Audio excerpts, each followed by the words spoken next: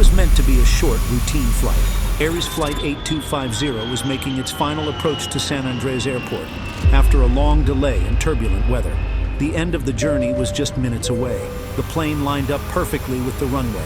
Calm, quiet, almost routine. But in the darkness, surrounded by heavy clouds, the pilots believed they were exactly where they needed to be. The truth was far more terrifying. They were dangerously too low. Then, just seconds before touchdown, everything went horribly wrong. The plane crashed violently into the ground, tearing apart into 3 massive pieces. Metal screamed. Seats were thrown like projectiles. Panic and terror exploded in the night. What happened next to the 131 souls on board? Were they trapped inside the wreckage, fighting to survive? Or did fate have a different plan? How could a smooth flight end in disaster? Was it a sudden storm, pilot error, or a hidden mechanical failure? This is the story of Aries Flight 8250. It was the early hours of August 16, 2010. In Colombia's capital city, Bogotá, El Dorado International Airport buzzed quietly through the night. The departure lounges were half asleep, travelers waiting, yawning, scrolling through their phones, children leaning against parents eager to get moving. For most, it was just another flight. But for those on board, the events that would unfold would be anything but ordinary. The flight was scheduled to fly to San Andrés, a small Colombian island in the Caribbean Sea. It was a place people dreamed of escaping to. For many on this flight, that dream was just a few hours away. The passengers were supposed to leave on the night of August 15th. Originally, the flight was scheduled to take off at 9:29 p.m. But that time came and went. A delay message came in. The new departure was set for 10:50 p.m. Then, another delay. Now the flight wouldn't leave until 11:45. It was a long wait. The weather across the region had been rough. Thunderstorms rolled through the night skies, bringing pockets of turbulence and dense cloud cover. Still, shortly before midnight, the boarding call came. The flight was ready. A total of 131 people boarded the aircraft, 125 passengers, and 6 crew members. The plane was a Boeing 737-700, registration HK 4682, built in 2003. It was modern, fuel-efficient, and well-suited for regional hops across Colombia. This aircraft had been flying for Aries since 2008 and had completed hundreds of successful flights. There were no known mechanical issues, no maintenance warnings. On paper, it was just another aircraft heading for just another destination. At the controls that night was Captain Wilson Gutierrez, 43 years old. He was the pilot flying, the one physically handling the aircraft. Sitting beside him was First Officer Camilo Piñeros Rodriguez, just 25 years old, serving as the pilot monitoring. Young but capable. It was a familiar route, a familiar aircraft. Everything felt routine. At exactly 12:07 a.m., Aries Flight 8250 lifted off from Bogotá's El Dorado International Airport. The engines roared to life, pushing the Boeing 737 smoothly into the cloudy night sky. Ahead of them was a short hour-and-a-half flight, one final descent, one smooth landing. At least that's what everyone expected. The crew had already completed their approach briefing. By 1:49 a.m., Flight 8250 was on final approach to runway 06 at San Andrés. That single runway, 2,380 meters long and just 36 meters wide, was the only place to touch down. At night, with black ocean on both sides, it was hard to tell where the sea ended and the land began. There was no skyline. No glowing city to guide them in. Only the faint flicker of runway lights ahead, floating in darkness like tiny stars. The route programmed into the aircraft's system was the Gigar 3 Alpha arrival, followed by the V Zulu approach. It was a standard procedure, but San Andrés was no ordinary destination. Still, the crew trusted their instruments. The airport was equipped with a VOR DME system. It is a radio beacons that tell pilots exactly where they are and how far they've got left to descend. The VOR gives direction, the DME gives distance. Combined, they should have made the landing safe. But as the plane lined up for final approach, the weather began to change. There were storms in the area, heavy clouds and flashes of distant lightning. Rain streaked across the windshield. Wind shifted just slightly, but enough to make this approach much more difficult than the flight plan had expected. Still, no one called for a diversion. The aircraft was cleared to land. And so, with the runway ahead, the crew continued their descent into darkness. The crew believed they were on the correct glide path, but they were not. That's when something happened. The Boeing 737 struck the ground 260 feet short of the runway threshold. The impact was sudden and brutal. The aircraft slammed into the ground, its landing gear crushed and one engine ripped from the wing on contact. The plane then skidded violently across the tarmac, breaking apart into 3 main sections as it scraped across the runway. The cockpit and the first 8 rows of the cabin were torn away, spinning and coming to rest at a different angle from the rest of the fuselage. The middle and rear sections of the aircraft crumpled, but remained largely intact. Seats were ripped loose, oxygen masks fell, luggage burst from overhead bins, but the wreckage was massive.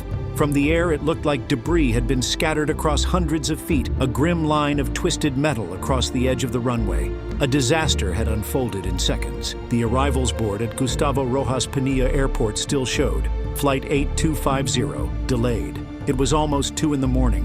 A small group of people stood behind the glass, holding flowers, balloons, or simply waiting. They didn't know what had happened, not yet.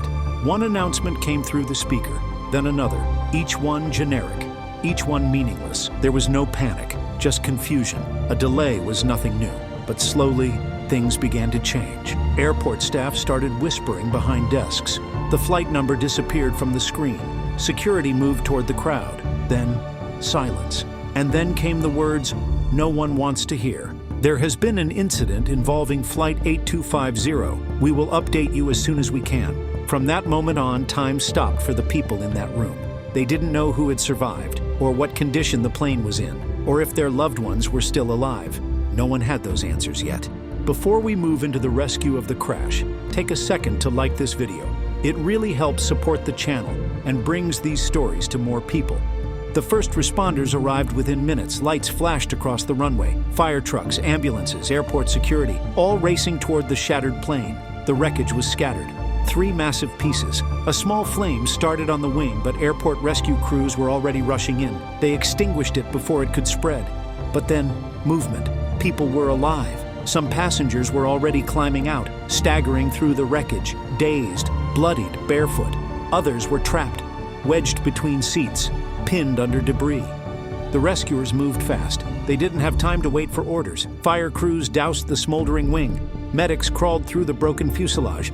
They called out if someone could hear them, hoping someone would answer. And many did. One by one, survivors were pulled out. Some walked, some had to be carried. Children, elderly, mothers holding babies. Miraculously, there was no fireball, no fuel explosion. By dawn, over 100 people had been taken to nearby hospitals. Some with broken bones, some with burns, many in shock, but they were alive. For a moment, the island held its breath, waiting, hoping. Then came the first heartbreaking news. Initial reports spoke of 1 fatality, an elderly woman who suffered a fatal heart attack in the chaos, but the final toll was heavier. 2 lives were lost. The first was a 68-year-old woman who suffered a ruptured aorta and liver injury. She passed away on the way to the hospital. The second was a 10-year-old girl who sustained severe brain trauma. She fought for her life, but tragically died 16 days after the crash. In total, over 120 people were injured, some seriously, but thanks to the quick response and sheer luck, most had made it out. Still, one question hung over the runway. How did a routine landing end in catastrophe, just seconds from safety? Investigation. By sunrise, the wreckage of Flight 8250 lay silent. The airport was closed. Flights were grounded. Investigators stepped onto the rain-slicked runway, not knowing what they'd find. Colombia's Civil Aviation Authority and the Air Force launched a full investigation.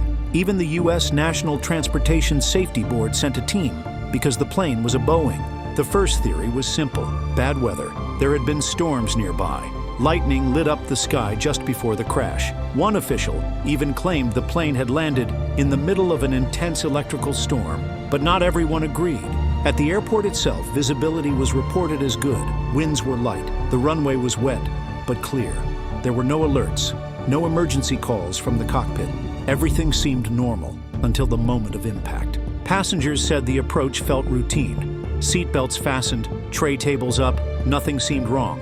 Then suddenly, they were crashing. Some believed the plane had been hit by lightning. Even the captain said so. But investigators were skeptical. Lightning sounds dramatic, but it almost never causes crashes. In fact, no commercial plane had gone down from lightning since 1971.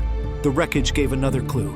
The plane had not broken apart in the air. It came apart when it hit the ground.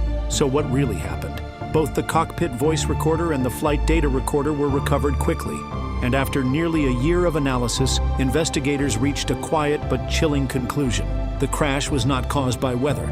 It was human error. The final approach had been flown too low, below the proper glide path, but the pilots thought they were higher than they actually were. It's something called a black hole illusion. It happens at night during landings with little ground lighting and poor visibility, especially over water.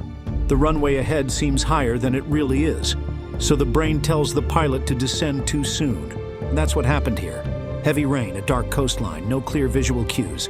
The crew, disoriented by the conditions, descended too early. By the time they saw the runway lights, it was already too late.